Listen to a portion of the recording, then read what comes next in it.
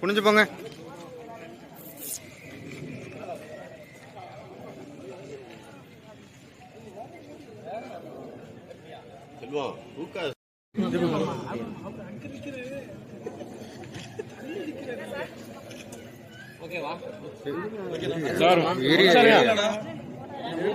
சொல்லாமா இருண்ணா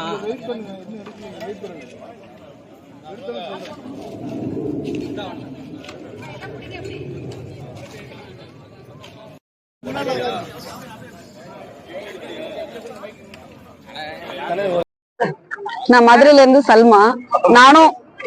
சல்மா. நானும் நடனத்துறையில தான் இருக்கிறேன்.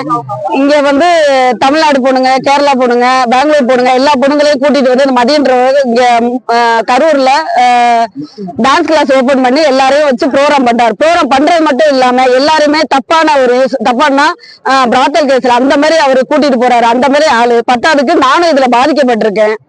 எப்படின்னா இதை கல்யாணம் பண்றேன் அது பண்றேன்னு சொல்லிக்கிட்டு எனக்கு ஒரு நல்ல ஒரு ஒத்துழைப்பு கொடுத்து கடைசியில பார்த்தா என்கிட்ட இருந்து நகையை வாங்கி பணம் வாங்கி என்னை ஏமாத்திருக்காரு.